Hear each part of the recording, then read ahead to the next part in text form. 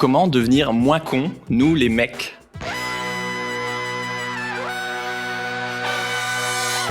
Bienvenue dans Soif de Sens, des histoires d'humains qui changent le monde. Chaque semaine, je reçois un invité écolo, féministe ou solidaire pour t'aider, toi, à incarner le changement.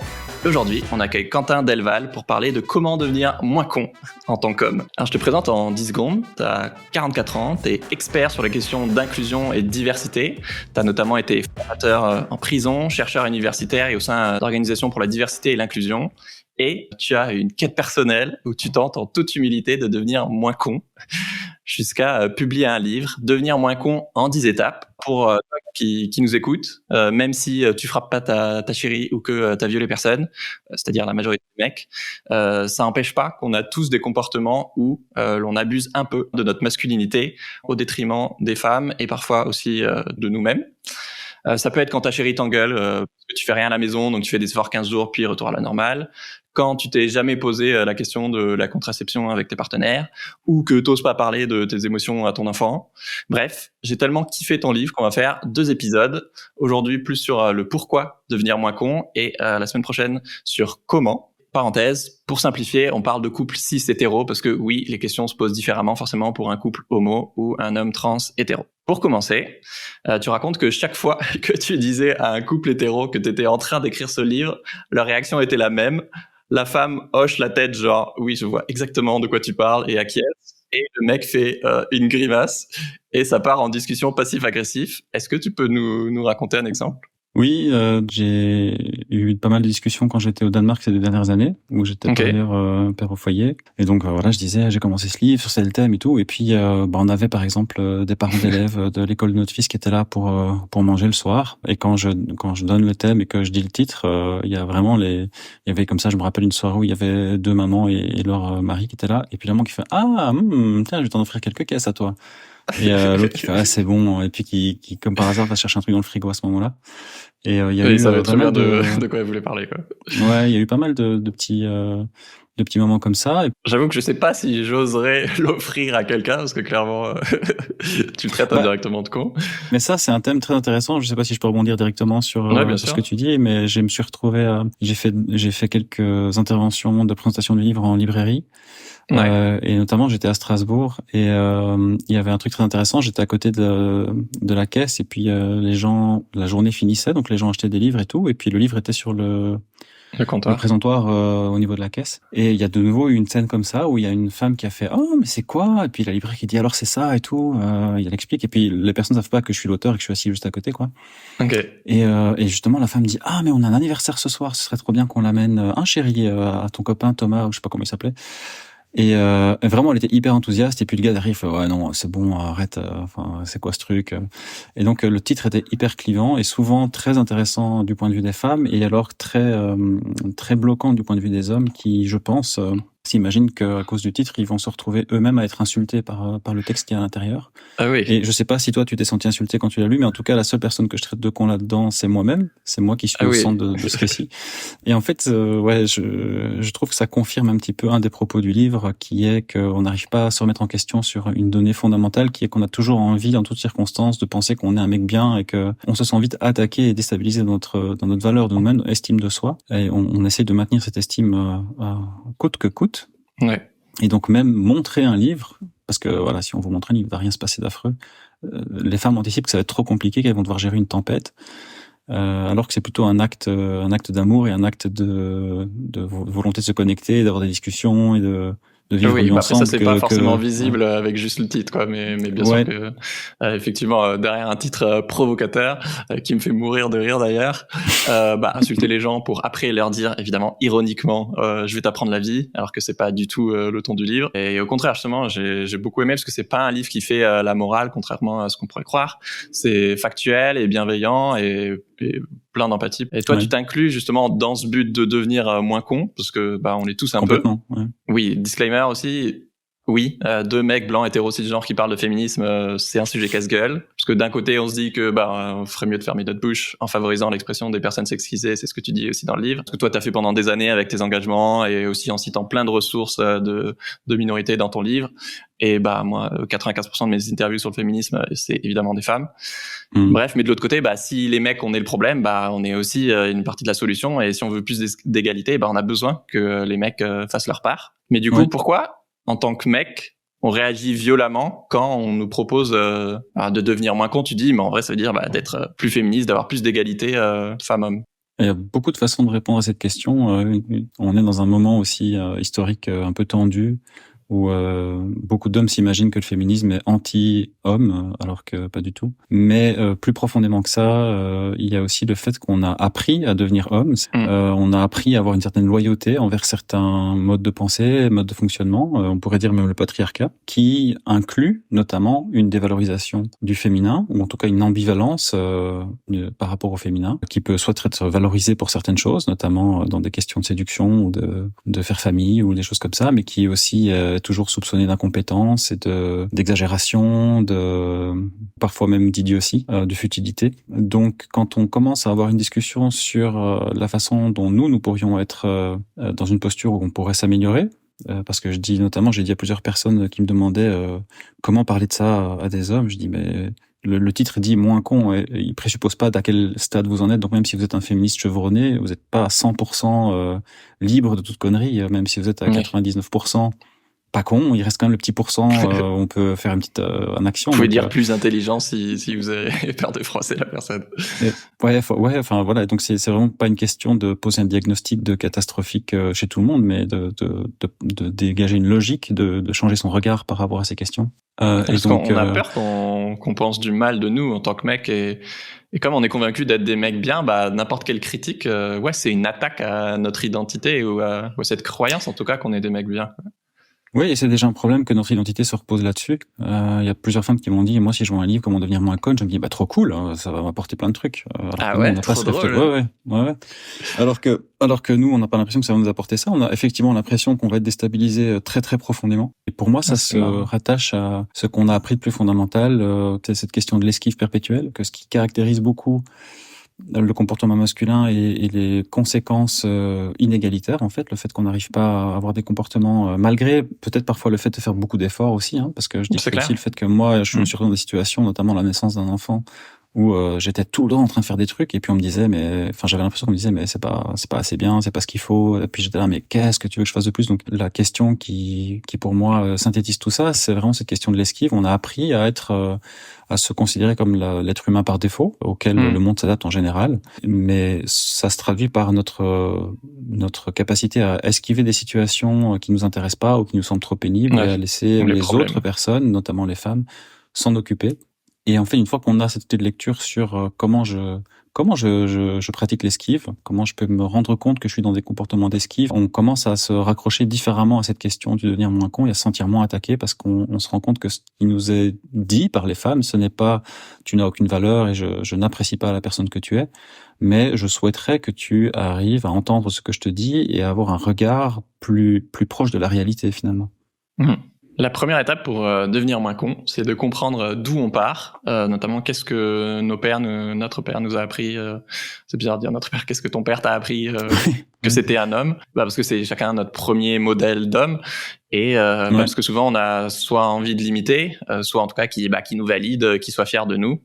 Sauf que ce que ton père, toi Quentin, comme le mien, comme beaucoup de pères nous ont appris, t'écris avec mon père, j'ai appris qu'un homme ne parle pas de lui, qu'il travaille beaucoup. Il n'exprime pas ses émotions, sauf la colère, ça en général c'est très clair. Ne demande pas d'aide quand quelque chose va mal, mais par contre il crie jusqu'à ce que tout soit de nouveau en ordre, ou alors il s'absente. À l'extrême, ça donne des pères qui parlent pas ou qui abandonnent leurs enfants très tôt. Est-ce que tu peux nous raconter l'anecdote du fils qui, une fois adulte, essaie de parler enfin avec son père de qu'est-ce qui t'anime dans ta vie, parce qu'il a jamais eu cette discussion avec lui en fait. Oui, donc c'est quelqu'un que je connais très bien en fait, c'est un proche, et qui m'a notamment fait réaliser aussi, lui et d'autres amis, que ce que moi j'avais considéré comme étant des choses très très uniques à mon père et très personnelles à lui étaient en fait des comportements et des façons d'être qui étaient très répandus chez les pères de mes amis, mais dont on ne se parlait pas ensemble. Mais un jour, j'ai découvert que c'était vraiment très fréquent et que l'image du père était vraiment quelque chose d'assez collectif, même si chaque personne est différente. Ah bah moi, quand tu parles de ton père, je suis là, mais comment il connaît mon père? Oui. Ouais, mais c'est fou, hein, c'est vraiment fou. Je me disais, mais est-ce que c'est vraiment vrai? Tellement ça semblait caricatural. Et en fait, non, c'est quand même ça, quoi. Mais c'est fou, c'est là qu'on voit que l'intime est politique et parfois universel, quoi. Je m'expose beaucoup dans ce livre et je parle finalement de mon intimité, mais dans la mesure où elle est politique. J'ai pas fait un texte voyeur où je dévoile des trucs personnels juste pour le plaisir. Dans ces aspects intimes, il y a vraiment des dimensions politiques, c'est-à-dire des conséquences collectives de ces petites choses qui nous semblent très personnelles. Il y a plein de micro-situations où au début je suis là, ouais, c'est pas pour moi, et après t'es là, en fait, c'est vrai, moi je suis comme ça dans cette situation, j'aurais pas pensé, quoi. On va en parler. Ouais, on va en parler après. Mais l'exemple que tu me demandais, donc c'est en fait un ami assez proche qui, voilà, on avait fini l'université, et puis c'est le moment où la vie un peu se dessine. Donc, tu fais des choix et se pose la question de, mais en fait, pourquoi je me lève le matin? Qu'est-ce qui donne du sens? Et tu te retournes vers les modèles que tu as. Donc tes parents souvent. Et il avait un père qui était une figure dans son domaine, qui était vraiment quelqu'un de réputé, beaucoup de goûts musicaux. Tu voyais qu'il avait une vie intérieure très riche, même s'il parlait pas de lui, par ses actions, par ses goûts culturels, et donc tu avais envie de savoir, en fait, lui il avait envie de savoir, mais qu'est-ce qui t'anime? C'est quoi le sens de tout ça pour toi? Comment tu fais pour surmonter tes obstacles? Qu'est-ce que ça te fait sentir? Et puis il lui répondit, écoute, on parlera de ça quand tu seras indépendant.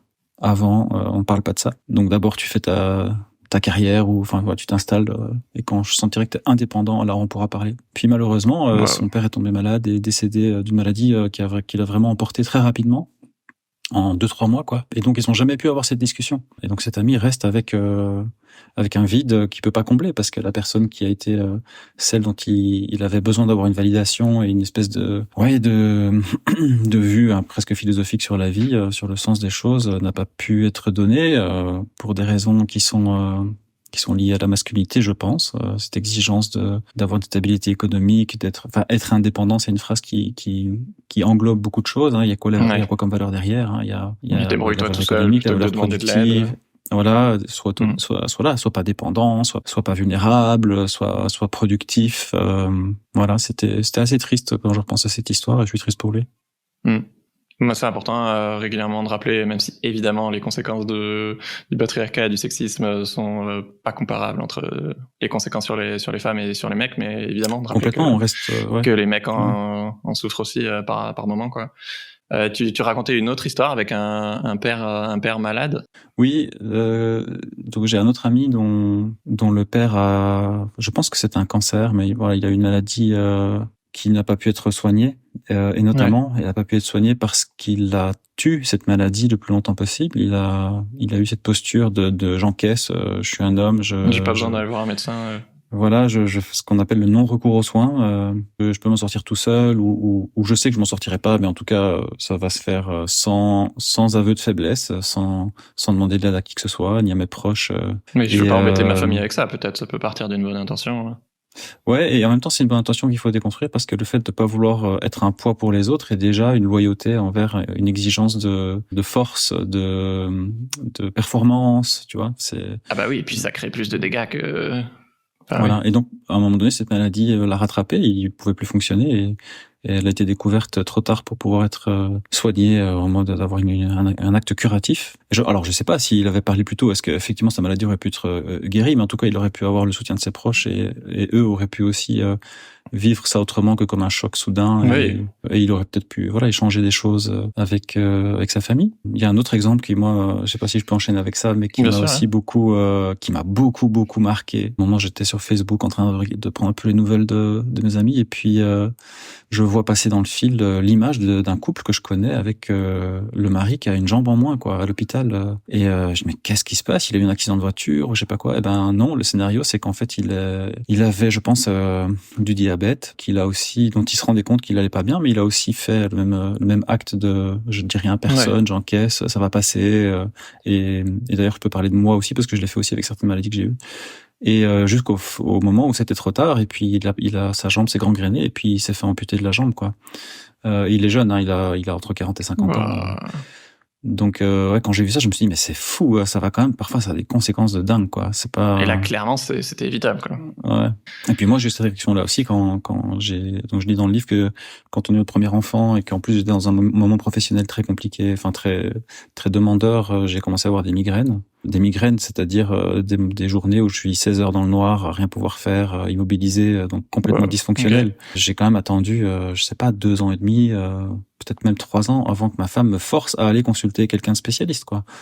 Parce que je me disais non, moi j'étais dans le même truc, j'étais dans le même truc du style c'est pas grave, je vais y arriver, c'est juste une question de que ça passe ou que je sais pas ce que je me disais, c'était même pas très thématisé, mais je voulais juste passer à travers quoi.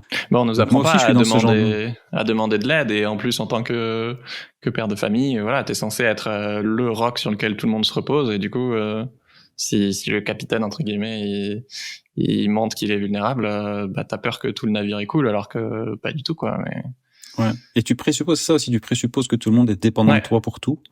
Ouais. Alors que si tu interroges les gens, ils sont très heureux, si tu interroges ta femme ou tes proches, ils sont très heureux de dire on a aussi envie de te soutenir, bien sûr.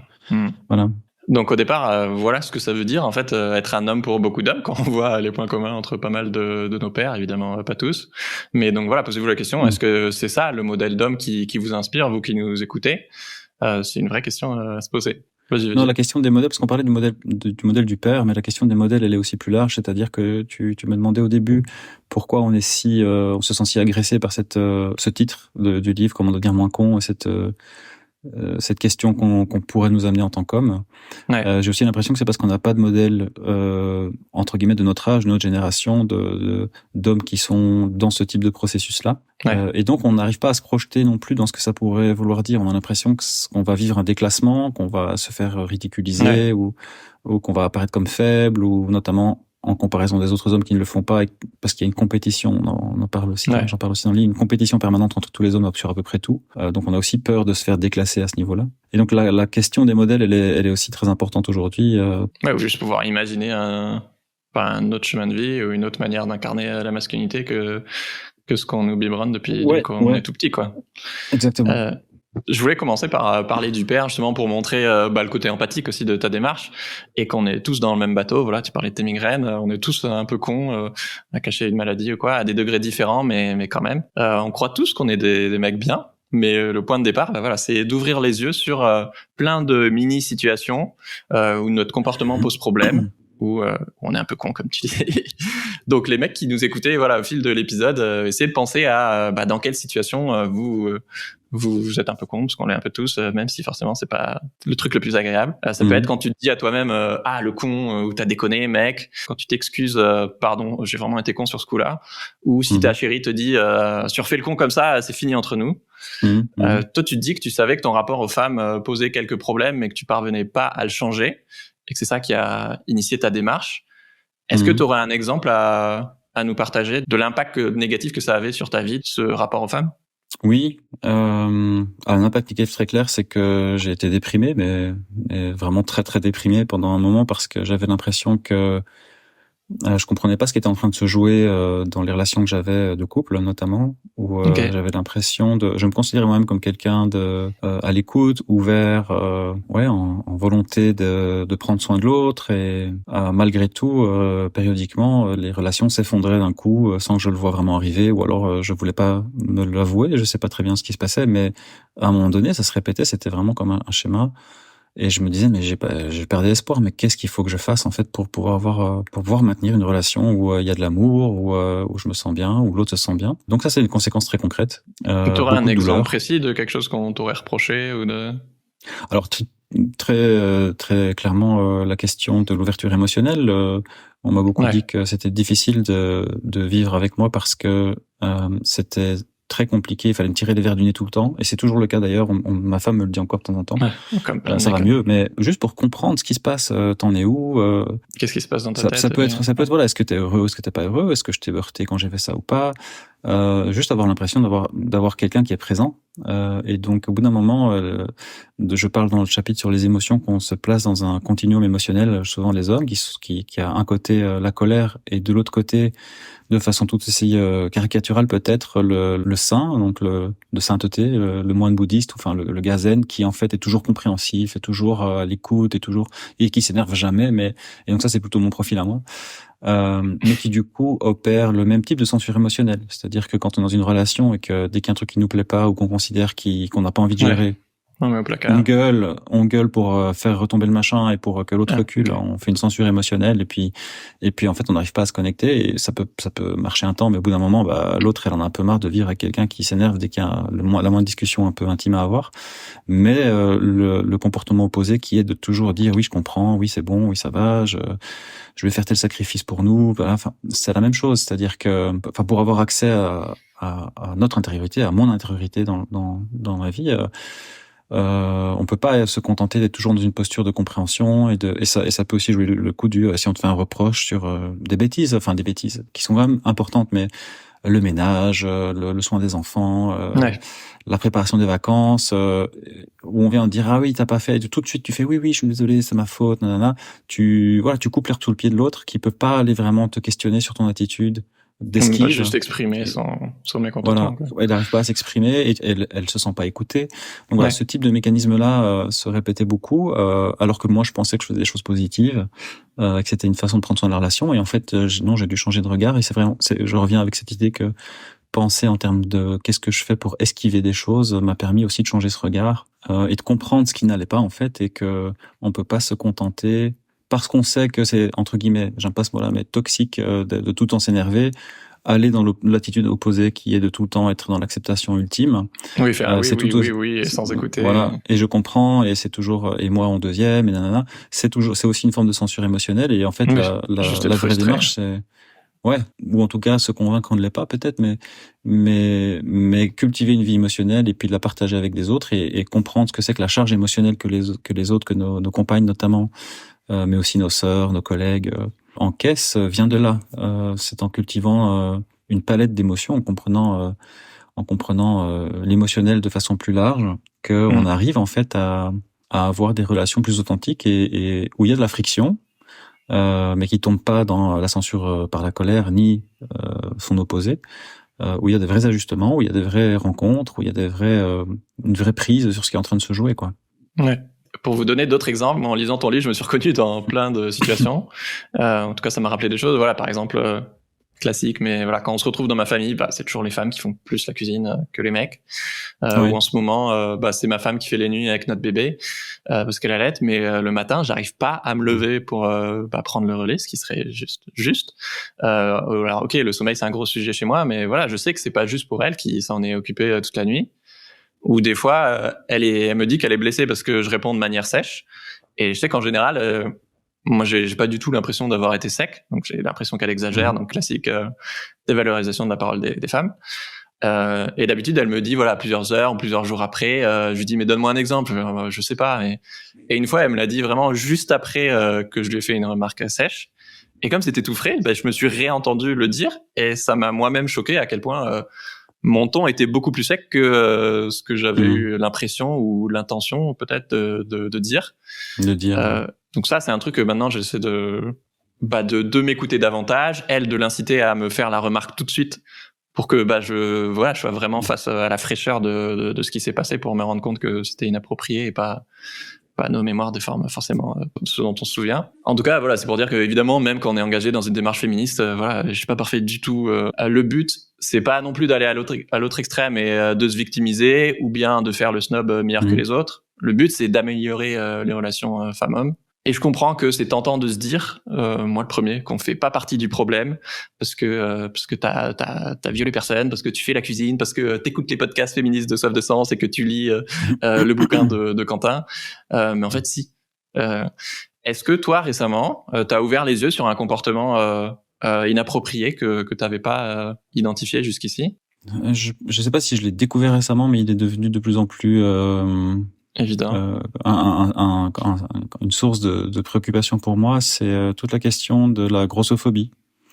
de ma perception intuitive et instantanée des personnes dites en surpoids, en particulier les femmes. Alors que voilà, spontanément, je me considère aussi comme non discriminant vers des personnes en fonction de leur physique. Tu vois, dans mes valeurs, c'est comme ça. Enfin, Et en même temps, quand il y a eu un événement concret, je prends un exemple tout bête, mais donc je reviens à Bruxelles il y a quelques mois et je reprends le bus, et dans les bus bruxellois, il y a certains sièges qui sont plus larges et qui sont réservés aux personnes soit qui ont un petit enfant, soit qui ont plus de place parce qu'elles sont grosses. Et j'ai vu ce siège, je me suis dit, j'ai eu une petite réaction de c'est bon, c'est exagéré, et ça a duré un quart de seconde.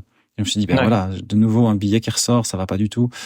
J'ai des réactions où je dois me rattraper, où je dois me dire il faut. C'est quoi ton dialogue intérieur quand tu vois une personne grosse, quoi? Il y a eu plusieurs moments où je me suis surpris en train d'associer un élément de passivité ou de mollesse de caractère à une personne de fainéantise, classique. Ouais, ou de allez, vas-y, parle plus vite, explique-moi ton point, alors que je fais jamais ça avec des personnes, ou quasiment jamais ça avec des personnes qui sont pas grosses, tu vois, comme si cette personne, du fait de son poids, avait des problèmes de réflexion. Enfin, ça a aucun sens, mais ça venait quand même. Donc voilà, en ce moment, j'essaie de beaucoup déconstruire ça. Je lis beaucoup, j'écoute beaucoup de podcasts sur le sujet. Je me renseigne sur ce que les collectifs anti-grossophobie disent. Trop bien. Et je suis très attentif à mes propres réactions pour comprendre ce qui se passe, en fait. Ouais. Ok. Il y a un épisode sur la grossophobie sur Soif de Sens, si jamais t'es curieux. Je suis très curieux. Ouais, c'est cool. J'aime beaucoup quand t'écris. Ce que les femmes ne disent pas, c'est qu'elles nous trouvent enfantins, ridicules dans notre démonstration virile et notre incapacité à ressentir nos émotions, épuisants dans notre maladresse domestique, nos esquives si prévisibles. Elles nous font pas confiance pour prendre soin des relations, les traiter d'égal à égal ou prendre des décisions, exactement comme on le fait avec un enfant. Je trouve ça tellement vrai, et pourtant, on en a tellement pas conscience. Mais si on veut tellement être des mecs et des vrais bonhommes, pourquoi est-ce qu'on se comporte comme des enfants, quoi? Ouais. Ça va de pair avec le fait d'être dans l'esquive, c'est-à-dire qu'au final, on se présente pas comme personne qui va, j'appelle ça accountability dans le livre, mais ça veut dire rendre des comptes et être responsable jusqu'au bout. Et je vois ça tout le temps quand on est en interaction chez des amis ou des choses comme ça, ou quand il y a une discussion sur, je sais pas, ça peut être des bêtises, mais est-ce que tu peux aller chercher tel truc pour le repas ou je sais pas quoi, et que le gars il commence un peu à discuter, et à la fin il fait ok, c'est bon, et puis elle le fait. Elle a même pas envie de discuter parce qu'elle sait que ça va être des pinaillages, comme avec un gamin qui, voilà. Et elle se dit ça parce que c'est la 32e fois que ça arrive. Ouais, et que c'est tout le temps comme ça, et puis, ça après, il va dire, mais non, j'allais le faire, et oui, mais tu l'as pas fait. Donc. Voilà, des trucs comme ça, ou aussi des choses où, pour une fois, tu dis, je vais faire la lessive parce que je la fais jamais, ça va faire une bonne action, et puis en fait, tu sais tellement pas le faire que après tu l'appelles parce que tu sais pas quel programme il faut mettre, quelle lessive, quel machin. Et puis on n'est pas censé le faire une fois de temps en temps pour faire une bonne action, on est censé le faire tout à fait la moitié du temps. Tout à fait. Donc il y a plein de comportements ça qui sont très enfantins aussi, c'est les comportements où tu fais un effort mais sans vraiment réfléchir à comment le faire, où tu n'es pas vraiment dans une empathie ou dans une analyse de la situation, et quand on te dit c'est pas ça qu'il fallait, tu te vexes et tu dis c'est comme ça je fais plus rien, quoi. Ouais. Donc comme si tu marchais à la récompense, si on te caresse pas dans le sens du poil et qu'on t'offre une petite manette en chocolat, ça va pas. Ouais, et après on vient faire les gros durs et rouler des mécaniques, mais ça paraît ridicule parce que derrière la personne elle sait même pas remplir un lave-vaisselle, elle sait pas écouter une conversation sans s'imposer tout le temps. Donc moi je me suis retrouvé aussi parfois dans ce genre de situation où on me faisait la remarque que j'arrivais pas vraiment à écouter, que j'attendais juste mon tour pour parler dans une discussion, et qu'au final c'est épuisant, c'est fatigant, et puis ça ne te donne pas envie, ça donne pas envie aux femmes qui me connaissent de me respecter particulièrement. Ça donne plus l'impression que t'as une charge dès que t'es dans la maison et qu'on peut pas te je comprends quand toi tu dis ok, là je sais pas, j'abuse, faut que je fasse un effort et j'en sais rien, je vais cuisiner, et que derrière ta chérie elle te fait une remarque, je comprends que ça te sape le moral. Après faut dézoomer aussi et se rendre compte que pourquoi est-ce que c'est aussi rare que tu fasses à manger, quoi. Oui, les discussions qui abordent la façon de faire en commun, les discussions qui sont des ajustements ou parfois même des reproches par exaspération sont toujours difficiles à faire, et on n'a pas vraiment l'habitude de les avoir. Quand je dis on, c'est à la fois les femmes avec nous et nous avec les femmes. Et donc on se retranche vite de nouveau dans des esquives, dans des attitudes qui essaient de mettre vite fin à cette interaction, en lançant une contre-attaque, en niant, en faisant du zèle. il y a tout un enjeu autour de pas se sentir attaqué, c'est ça que je veux dire, et en même temps d'être vraiment à l'écoute d'améliorer comment on fait tout, en fait, comment on fait à la fois, comment on a une conversation, comment on apporte un soutien émotionnel à l'autre, comment on remplit un lave-vaisselle, comment on change des draps, comment on fait des courses, comment on prépare le sac pour la sortie avec le bébé, comment on prend les rendez-vous chez le médecin, comment on réserve le train et à quelle heure pour aller en vacances. Et puis des fois, les femmes font des remarques de manière un peu agressive, et parce que elles sont pas parfaites, et elles sont pas tout le temps en mode communication non violente non plus. Mais voilà. En même temps, c'est aussi parce que si t'as de la frustration qui s'accumule de le truc classique des tâches ménagères ou gestion des enfants ou autre, où tu prends sur toi, et donc forcément, le moment où t'as un petit reproche à faire, il y a plus de chances qu'ils partent de manière acerbe que de manière empathique, quoi.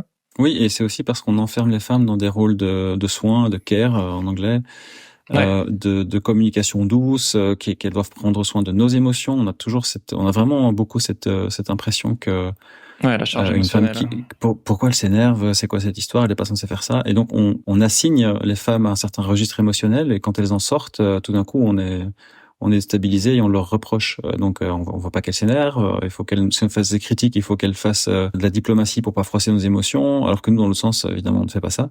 Ça, c'est donc, vraiment marquant, quoi. Ouais. Nous, on impose nos émotions, notamment la colère, sans trop de précautions, alors que de l'autre côté, vraiment, ça fait beaucoup d'efforts pour arrondir les angles, quoi. Oui, et il y a une fatigue, et le fait de traiter comme un enfant, c'est une fatigue par rapport à ça. C'est-à-dire que quand chaque interaction doit se faire en anticipant les peut-être possibles réactions émotionnelles de ton copain, au moindre petit truc, c'est une charge mentale et émotionnelle énorme dont nous on ne se rend pas compte, et c'est vraiment un poids énorme dans une vie d'être avec ce type de charge sur soi, de charge d'organisation, mais aussi de charge de gestion des émotions de tout le monde. À la fois les émotions négatives mais aussi positives, c'est-à-dire que, en tout cas, j'ai vu chez moi, dans mon couple, mais aussi dans le couple d'autres amis, que pour créer de la joie dans la famille, c'est quand même les femmes qui se bougent, qui organisent des événements sociaux, qui prennent soin à ce que tout le monde y trouve son compte, qu'elles prévoient une petite activité à la fois pour les enfants, à la fois pour le mari, à la fois pour elles-mêmes, mais finalement elles ont pas le temps de le faire, donc, mais c'est pas grave parce que comme ça les autres ont un bon moment. Donc c'est vraiment un truc qui prend une place dingue et qui fait que, en tant que femme qui gère ça tout le temps, on n'a pas l'espace pour s'épanouir soi. Donc forcément, au bout d'un moment, quand on se retrouve réduite à la gestion d'autrui, à des tâches ménagères ou au travail, ça craque, quoi. C'est pas possible. Alors justement, qu'est-ce que, en tant que mec, on a à y gagner? Parce que dans un monde idéal, on devrait changer juste par amour pour les femmes dans notre vie, ou juste par respect, parce que on est des adultes responsables. Mais c'est clair que les mecs, on a des privilèges, et donc bien sûr que les perdre, ça veut dire plus d'efforts, de tâches ménagères, plus de remise en question, plus de charge mentale, comme tu le dis. Tout écrit, sacrifier ses loisirs pour faire des lessives, qui ferait ça volontairement? Et il se trouve qu'il y a aussi des bénéfices cachés à agir pour plus d'égalité. Et en premier, toi tu dis que les femmes te font davantage confiance, parce que forcément, tant que tu essaies constamment de tout tourner à ton avantage, d'avoir le dernier mot ou d'esquiver les responsabilités, forcément les femmes te font moins confiance. Alors que si, comme tu dis, tu leur laisses de la place pour être elles-mêmes, il se passe des trucs magiques, quoi. Est-ce que toi, tu as un exemple à nous partager de cette transformation dans ta relation aux femmes? Oui, il y a beaucoup de choses à dire. Pour prendre un exemple très concret, je me suis souvent retrouvé dans des situations où, pour faire des activités, des loisirs que j'avais envie de faire, que ce soit jouer en ligne avec des copains ou aller faire du sport ou des choses comme ça, je pouvais avoir des attitudes de rétention d'informations pour essayer de mettre devant le fait accompli que, en fait, ça va se passer maintenant, et puis c'est comme ça. Et parce que si j'en parlais à l'avance, j'avais peur qu'on me dise non, mais en fait, il y a aussi tel truc à faire avant. Il faut que t'ailles chercher le gosse à l'école. Voilà, et puis du coup, ça va pas être possible. Et donc, on rentre dans une espèce de jeu de soupçon mutuel permanent où chacun accepte à contre-cœur tout ce qui se passe pour l'autre, et donc c'est très pesant. Et effectivement, quand on se rend compte, quand je me suis rendu compte, je sais pas pour d'autres, mais que il y a peut-être une première impression initiale de, en fait, je fais pas ce que je veux quand je veux, mais que c'est un peu le but de comprendre que c'est pas comme ça qu'on se comporte de manière égalitaire et respectueuse, mais qu'on instaure une confiance où l'autre sait, notre partenaire sait que on va être responsable et proactif et fiable, et qu'elle a pas besoin de venir vérifier derrière nous si on a bien fait les choses ou si on les a fait tout court. assez rapidement, elle va, c'était mon expérience en tout cas, se soucier de notre bien-être au lieu de s'attendre à ce que on se comporte en égoïste. Voilà, au lieu de partir du principe qu'on va être égoïste et qu'elle doit nous empêcher de nous échapper de la maison, je vais dire ça comme ça. Les conversations deviennent plus honnêtes. On peut dire, j'aimerais bien, je sais pas, partir faire du vélo, et peut-être qu'elle va te dire, en fait, ce jour-là, c'est pas tout à fait possible parce que j'aurais nanana, ou t'as oublié qu'on a tel rendez-vous chez le médecin pour le vaccin du petit, ou voilà. Ouais. Mais elle va doubler ça mais peut-être que tu pourrais le faire à tel autre moment. Donc la nature de la négociation quelque part change, et mon expérience à moi, c'est que assez rapidement, tout le monde se soucie du fait que l'autre ait son espace, même si c'est pas exactement toujours ce que je veux quand je veux. Ça c'est ça crée une relation aussi beaucoup plus sereine, donc t'es pas tout le temps en train de te méfier de l'autre, de suspecter. Et on voit les choses sur le temps long aussi, c'est-à-dire que effectivement, quand t'as un enfant et que t'as un bébé, peut-être que pendant quelques mois tu iras plus faire ton sport et que tu vas gagner 3-4 kilos et que tu te sentiras moins beau mec. Ok, mais à l'échelle d'une vie, c'est rien du tout, et tu auras très vite oublié ça quand tu recommenceras 6 mois après, parce que la situation sera un peu rétablie et que tu seras en confiance et que l'autre n'aura pas l'impression que tu l'abandonnes, parce que tu auras fait ce qu'il faut pour que ce soit pas le cas. Donc voilà, c'est un exemple concret. Après, il y a aussi d'autres dans les gains entre guillemets. Alors, il y a des gains qui sont pour moi de l'ordre des convictions, d'apprendre à se comporter en accord avec ses valeurs, d'être plus juste avec les autres. Pour moi, c'est une motivation en tout cas. Et puis la confiance, elle s'étend aussi c'est aussi dans le type d'échange que tu peux avoir et des sujets que tu peux aborder et de ce que l'autre peut te livrer et sur quoi. Il y a plein de choses dont elle osait peut-être pas te parler avant, et que t'as des discussions beaucoup plus intimes et constructives, quoi. Ouais, ou même si elle ne te parle pas de quelque chose, elle va pouvoir te dire pourquoi. Et ça devient intéressant aussi de savoir ça. Donc moi, j'ai aussi senti par cette confiance, un rapprochement, pas seulement vis-à-vis de ma compagne, mais aussi d'un milieu et d'amis masculins. Parce que moi, je me suis mis à être dans des communications plus transparentes, plus vulnérables, au sens où je pouvais parler de mon intériorité, de ce que je ressentais, de tristesse ou de joie d'ailleurs, les deux. Et progressivement, t'as l'impression de mieux connaître les personnes, que les personnes te connaissent mieux, et que tu sens aussi comment être un vrai soutien pour les autres s'ils ont des difficultés ou des joies à partager. Ouais. Donc, ce qui est aussi hyper gratifiant. C'est dans ces moments-là aussi que, quand t'es capable d'être là pour ta chérie ou tes potes qui sont pas bien, ça rapproche aussi les liens. C'est gratifiant d'aider les gens. Tu te sens utile. T'es plus acteur de ta vie. Donc, comme un adulte par rapport à un enfant, forcément, tu peux avoir un impact sur ce que t'as envie d'améliorer autour de toi, quoi.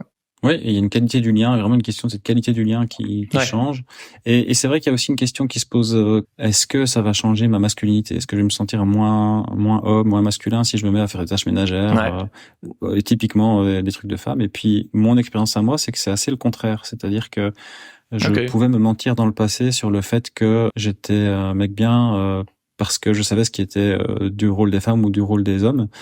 Alors qu'en fait, quand tu comprends que tu es tout à fait capable de gérer un bébé de quelques mois qui pleure, qui a faim, qu'il faut changer, qu'il faut distraire, qu'il faut éduquer, que tu es tout à fait capable de gérer le flux du linge d'une famille de 4, ce qui est une tâche en soi pour anticiper. Quand tu es capable de préparer à manger de façon équilibrée pour tout le monde, pour que tout le monde soit en bonne santé, mais aussi ait du plaisir, et que t'as pas besoin tout le temps de demander à quelqu'un d'autre pour arriver à le faire, en fait, tu te sens hyper compétent. Tu te sens dans le soin des autres. On parlait d'indépendance masculine, voilà, c'est de l'indépendance. Et ça, c'est de la vraie indépendance, mais elle est quand même en lien aux autres parce que tu le fais pas juste pour toi.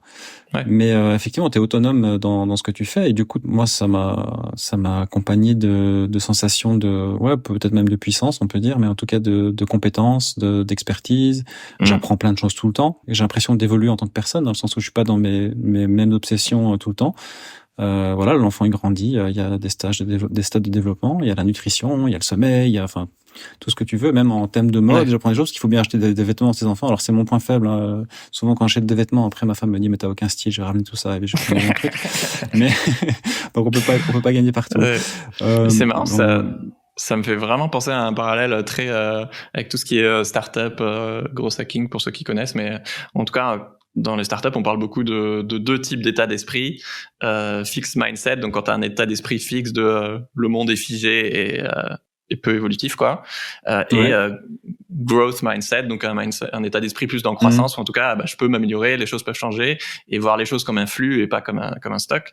Et j'ai vraiment l'impression qu'il y a ce côté-là quand tu reçois des critiques en tant que mec, de se dire ok, non, de toute façon, si on me critique, c'est que effectivement je suis nul à chier, je suis pas un bon mec, etc. Donc je vais rejeter la critique directement, au lieu de se dire ok, c'est possible que je fais de la merde et je vais m'améliorer, ou c'est possible que je sois pas d'accord avec ce que la personne me dit, mais en tout cas je vais l'écouter et me faire mon propre avis après. Enfin voilà, j'avais jamais pensé à ce parallèle qui peut parler à beaucoup de mecs justement qui sont en mode entrepreneurial, startup, quoi. Oui, et c'est une des façons que j'ai eu d'écrire le livre aussi, c'est de bien insister sur le fait que je ne propose pas de voir ça comme une espèce de parcours d'un point A à un point B, où à la fin t'es une ligne d'arrivée et puis t'as tout gagné, c'est bon. T'as une médaille du mec gentil.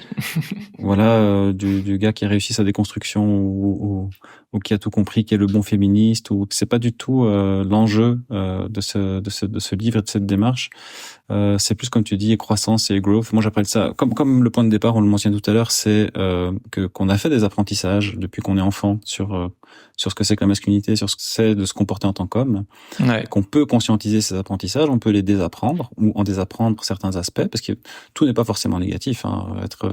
Être fort, ça peut être très bien dans plein de situations. Oui, c'est aussi très bien que des femmes puissent être fortes. C'est pas parce que on a appris à être fort que c'est forcément mauvais. Enfin, c'est pas du tout le propos.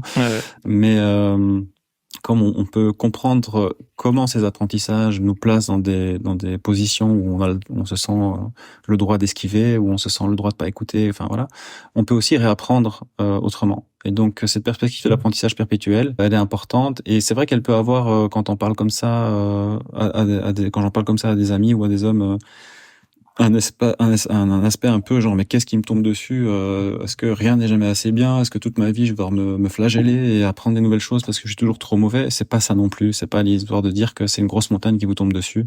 J'ai un ami qui un jour m'a dit j'ai commencé à écouter le podcast de Victoire Tuaillon, Les couilles sur la table, il y a 65 épisodes, mais j'arriverai jamais à faire tout ça si je veux m'améliorer en tant qu'homme. Donc cette idée que si on n'arrive pas à un point défini, c'est qu'on s'en sortira jamais, que ça va être trop dur. Mais en fait, dès qu'on se met à réussir à parler de ces choses de façon constructive et sans se vexer comme un pou et avoir peur du déclassement, en fait, ça se décante. Quand on arrive à avoir une richesse émotionnelle, ça se décante assez bien. Et puis ce qui arrive au fur et à mesure dans la vie après, c'est pas à chaque fois des trucs énormes qu'il faut gérer en se prenant la tête à fond. Enfin, ça peut avoir des tout petits ajustements. Donc c'est pas qu'on passe toute la journée, toute sa vie à se dire comment je peux être meilleur parce que je suis une grosse merde. Pas du tout, quoi. C'est pas, voilà. Mais c'est vrai ça aurait pu être le titre du livre. Mais il y a une phase d'amorçage, effectivement, si c'est quelque chose qui a pas du tout été travaillé avant et que, comme tu disais par rapport à ta compagne, dis-moi plus rapidement si tu vois que je suis sec avec toi, un truc comme ça. Au début, ça peut sortir fort, quoi. Ça peut arriver, ça peut créer de la douleur, on peut se recroqueviller, et puis c'est pas grave si on se recroqueville au début. Je dis pas non plus qu'il faut, je ne dis pas quelle attitude il faut avoir, en fait. Il faut s'écouter surtout. Mais l'important, c'est que derrière, si on a une réaction défensive, on soit responsable par rapport à cette réaction défensive, on puisse revenir en disant voilà, j'ai une réaction défensive, j'ai pas pu l'éviter, je suis vraiment désolé, mais ça veut pas dire que je veux pas t'écouter, et on recommence, et au bout d'un moment on trouve sa façon de fonctionner, elle est propre à chaque personne, elle est propre à chaque relation. Moi ça résonne avec une citation de l'abbé Pierre qui dit il faut pas attendre d'être parfait pour s'engager, quoi. Donc c'est évidemment ça. Un des freins au changement, c'est cette solidarité masculine à tout prix. T'écris que devenir féministe, des fois t'as l'impression de devenir un traître, mais en gardant tes couilles sur la table.